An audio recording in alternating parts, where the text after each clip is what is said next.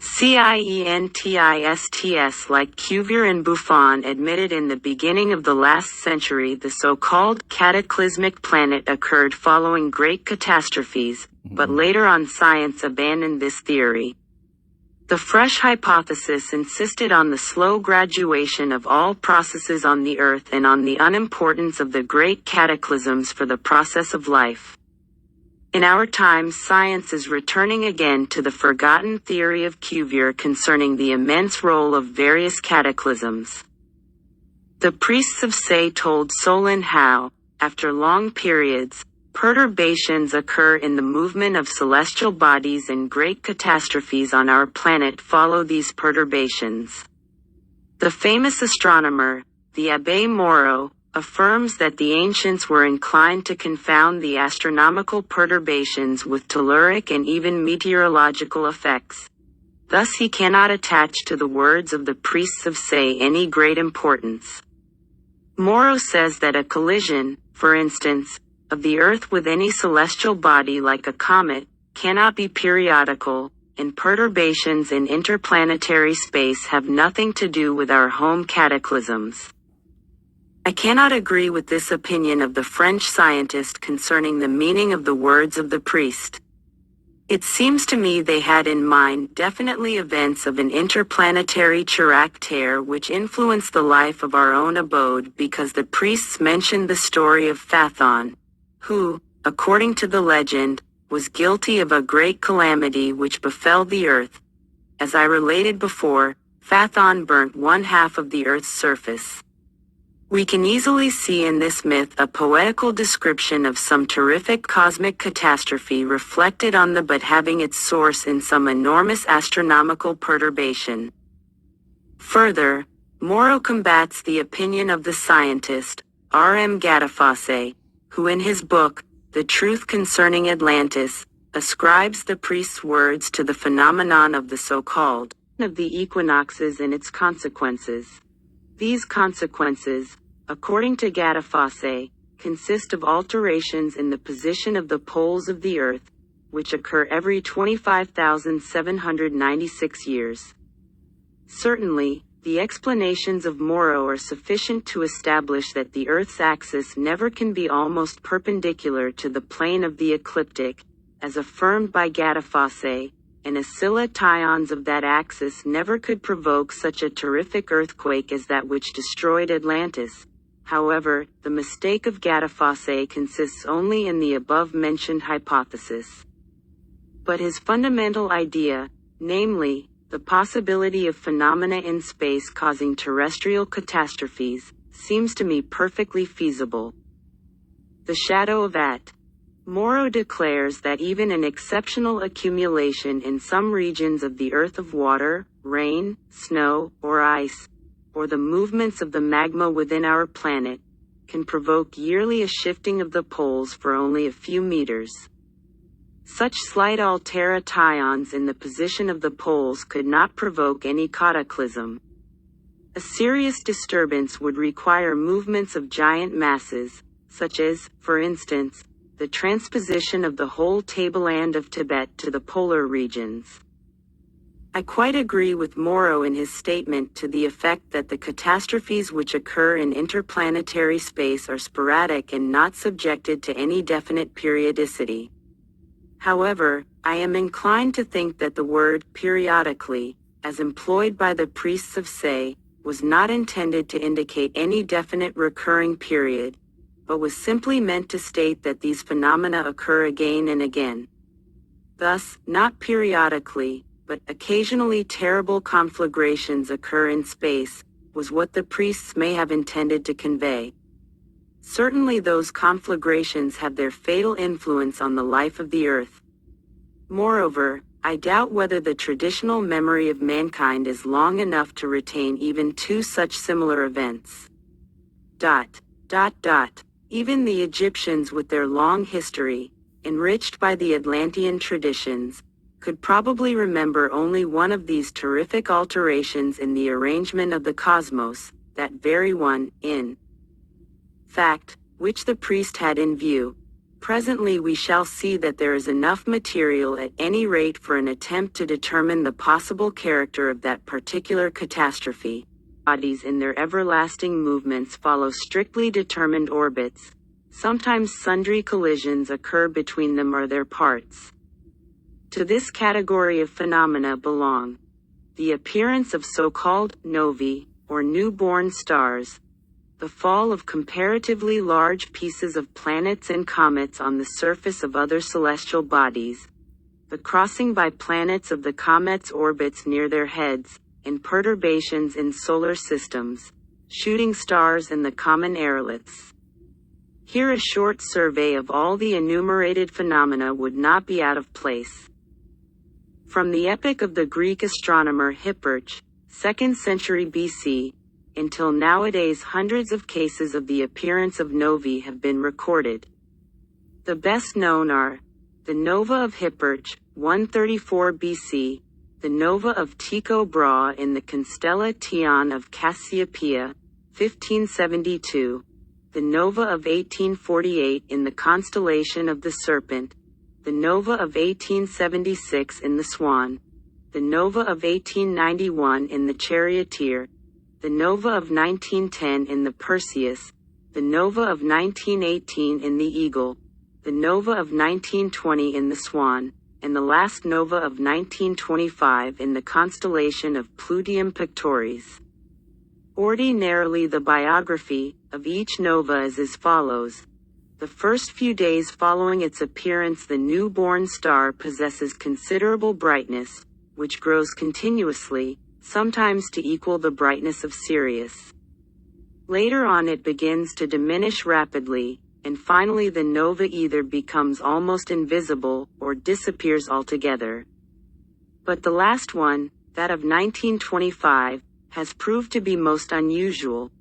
According to the observations of the astronomer Finsen, it is a double star. The probability of the appearance of such novae seems to be very small, only once during billions of years. Thus our generation can be proud of having seen a rare celestial phenomenon. The appearance of novae signifies always some giant and remote catastrophe, a cosmic conflagration. Two or more dark celestial bodies collide and the energy of their movement is transformed into heat, which instantaneously converts their masses into an accumulation of incandescent gases. However, although some scientists suppose that similar catastrophes are due sometimes also to the explosions of interior gases, in the case of nova Pluvium Pictoris is very likely that it appeared as a consequence of a collision of two dark bodies. Since both happened to be similar in volume and mass, they began to withdraw mutually. Duck. With an enormous velocity like two billiard balls.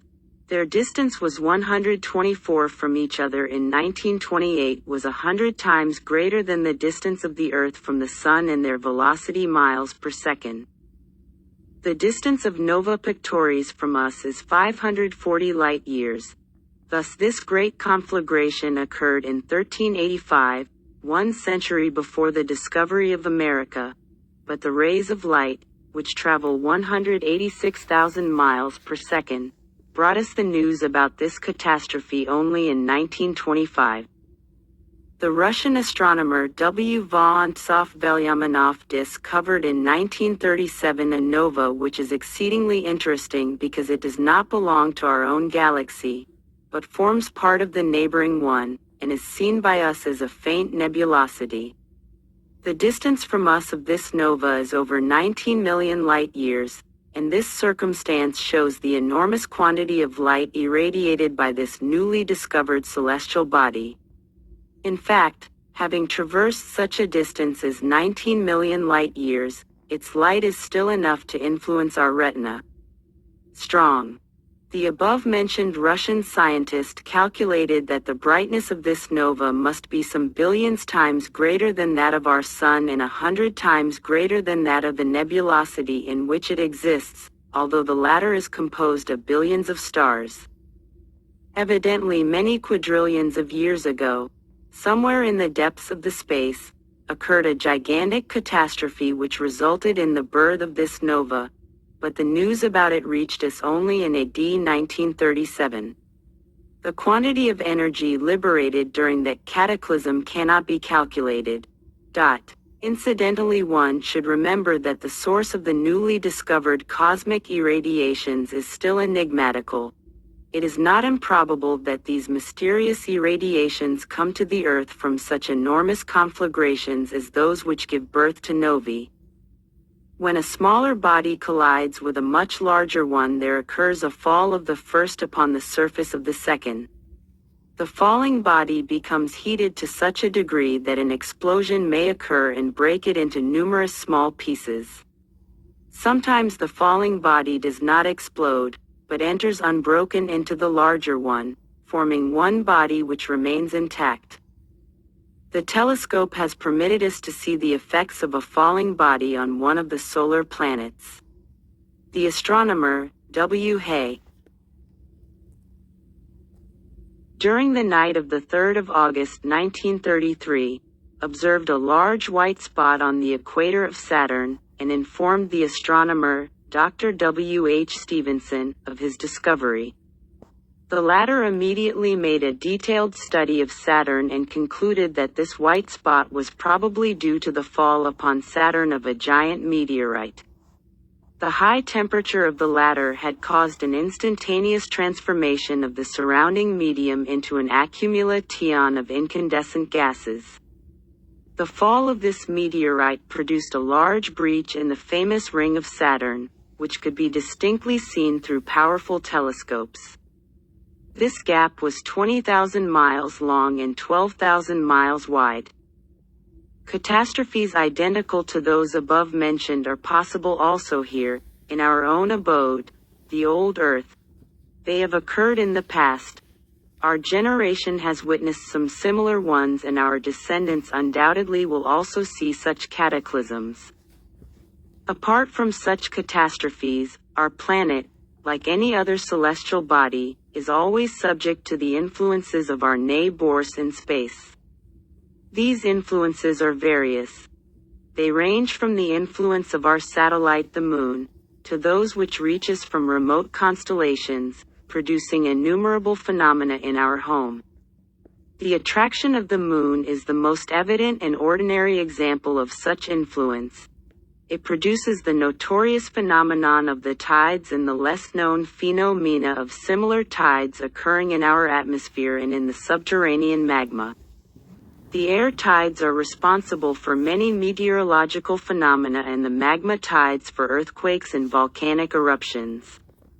Undoubtedly, the law of universal gravitation takes a large part in many phenomena on the Earth. It is, for instance, responsible for the uncommonly high tides occurring during the so-called conjunction of the planets, which takes place whenever the centers of gravity of two or more planets are situated on the continuation in space of any terrestrial radius. It is evident that for the point of the Earth's surface which is situated on the extremity of that radius, the force of attraction reaches its maximum, because it is equal to the sum of attractions of the planets in conjunction. Thus such points, naders, are always the center of a zone of considerable storms, tides, earthquakes, and volcanic eruptions. Analogous phenomena, sometimes of a catastrophical character, occur also on the Earth when a large comet, possessing a considerable mass, approaches our planet. The subterranean magma follows the great force of attraction and rushes to the points of the Earth crust which are nearest to the new arrival. Therefore, in such events, various cataclysms are always possible: destructive earthquakes and volcanic eruptions, the sinking of more or less vast pieces of land, the heightening of mountains, and the appearance of new islands in the ocean. Recently, scientists discovered the striking connection between many geophysical and even biological phenomena and the appearance of sunspots. This connection permits us to consider that certain social events, such as wars, revolutions, famines, etc., may also obey the mysterious influences of the sun. From this point of view, it seems that the astrologers of old were not completely in the wrong when they affirmed that the fate of every earthly being depends largely upon the influence and position of the celestial bodies.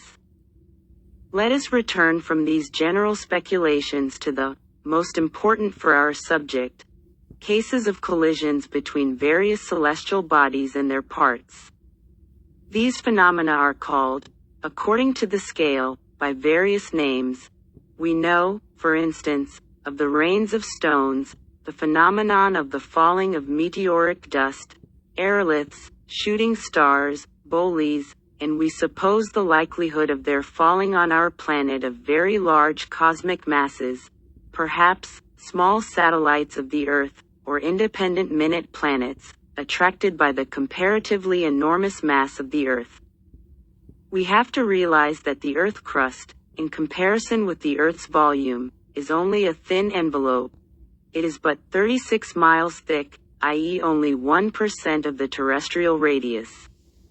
Thus this envelope is less solid even than an eggshell, which represents about 1/60th part of the shortest radius of the egg.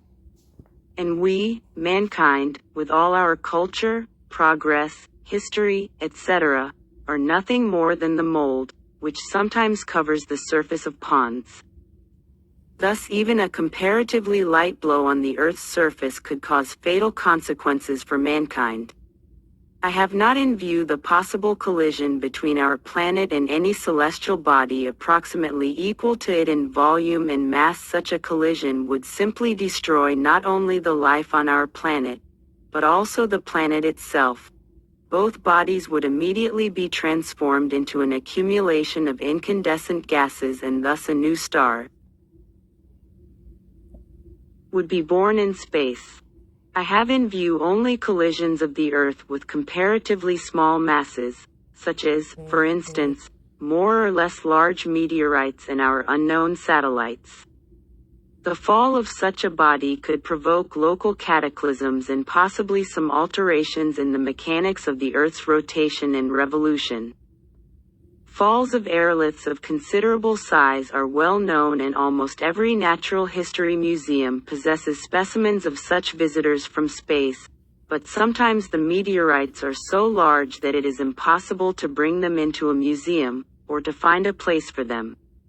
As a rule, these large stones remain on the spot where they fell.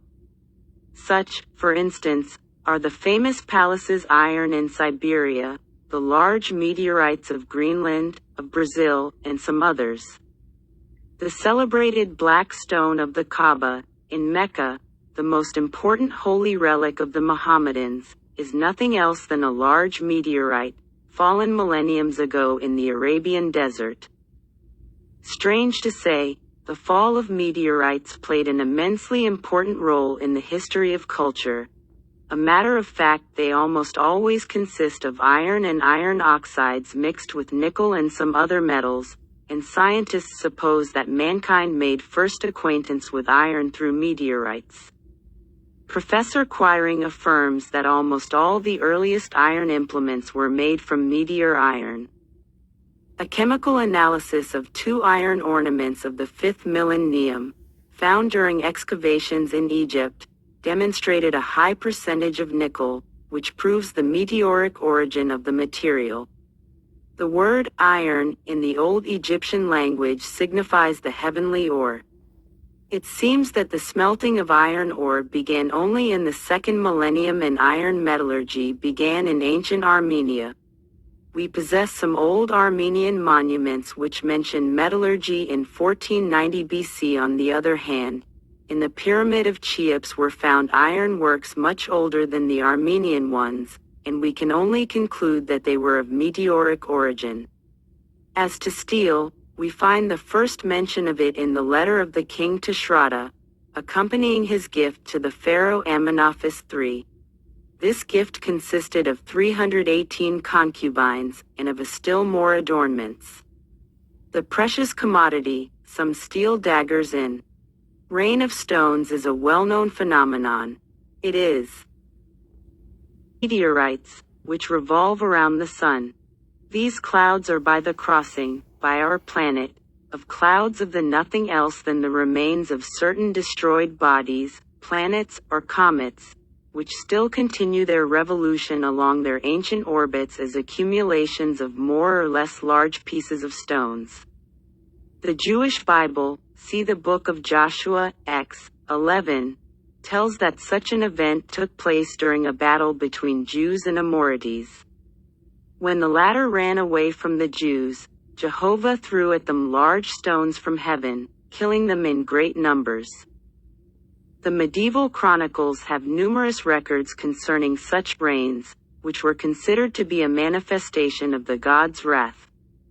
Recently, Professor Lacroix read in the French Academy of Sciences a paper concerning geological investigations in the French Sahara.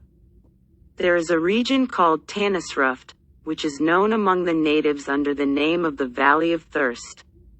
It is covered with innumerable little white stones, and thus the surface of the desert is very brilliant. Professor Lacroix and the French geologists who worked in Tannisruft several weeks discovered that all these stones were meteorites. Their weight varies from a few grains to 10 pounds, and chemical analysis demonstrated that they consist of iron, nickel, and quartz. This rain of stones occurred in the Sahara probably during the last century. It has been established that a thin meteoric dust continually falls from space on the whole surface of the Earth. This dust is composed of minute iron particles. It is easy to demonstrate this phenomenon in the middle of the ocean, where any other dust is impossible. In order to obtain this meteoric dust, you should place a sheet of white paper in any part of the ship, protected from wind and the soot of the funnel. After a while will find you on the paper numerous black dots. The microscope and chemical analysis will demonstrate that these dots are nothing else than the minutest iron particles of meteoric origin. The same phenomenon can be observed on the snowy summits of high mountains. This dust has been settling down everywhere since the birth of our Earth and will continue to do so forever. The weight of our planet is at present 6,000 trillions of tons. Professor Bauer has calculated that the average yearly increase of its weight, due to the fall of meteoric dust and meteorites, is equal to 650 tons. In a million years, the weight of this increase will reach 650 million tons.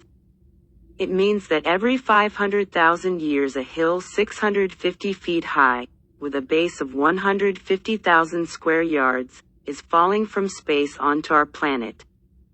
These figures seem to be unimportant in comparison with the weight of the Earth, but we have to remember that this increase has been going on for many hundreds of millions of years.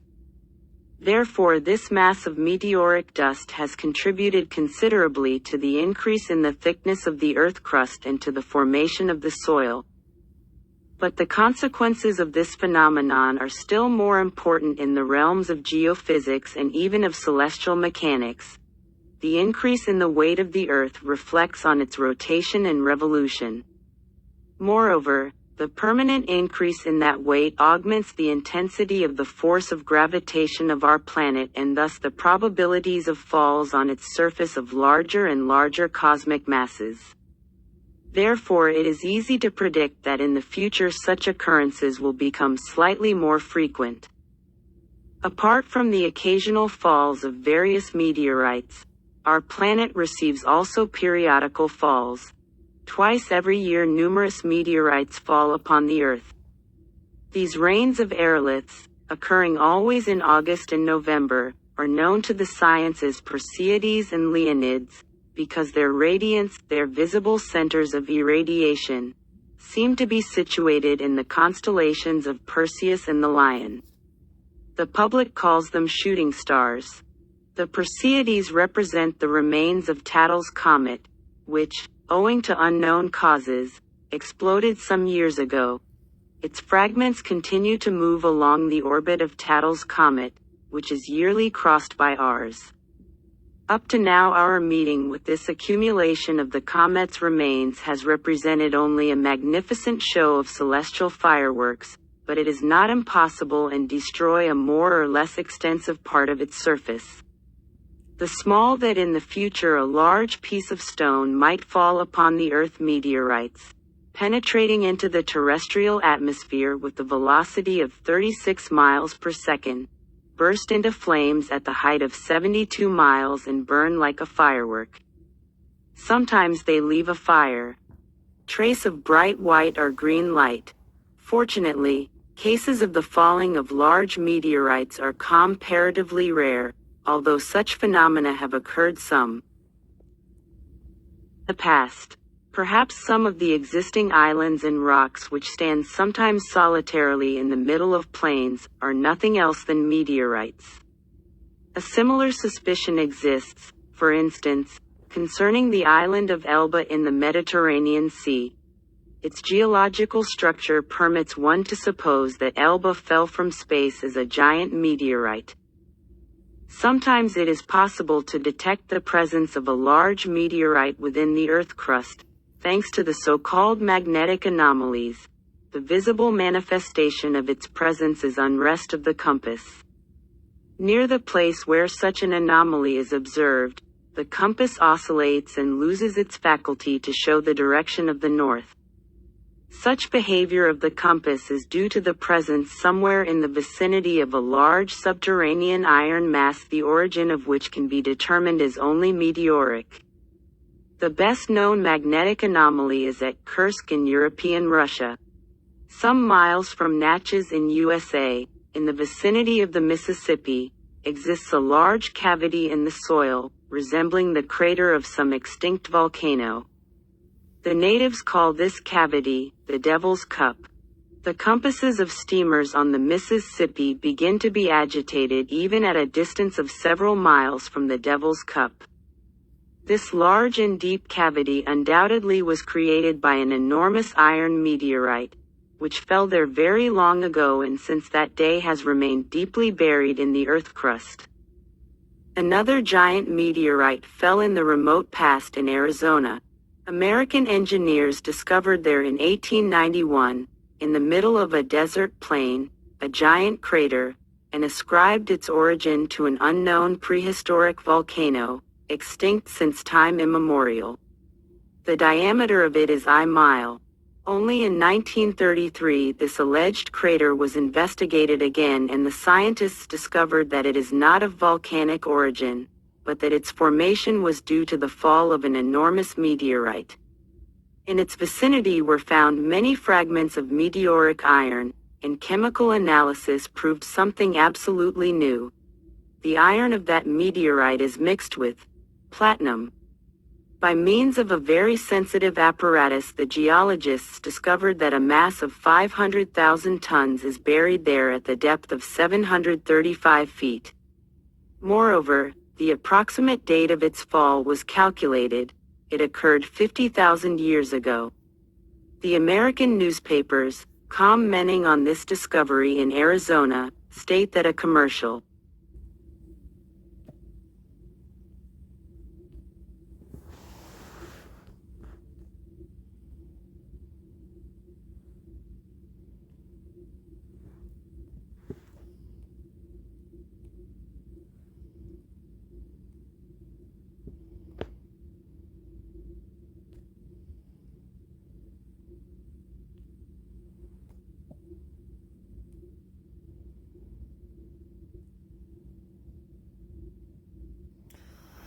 I don't know. I don't know why that's. Well, I mean, I didn't do this, but whoever owned the book before me, they're the one that marked out completely destroyed the Russian capital.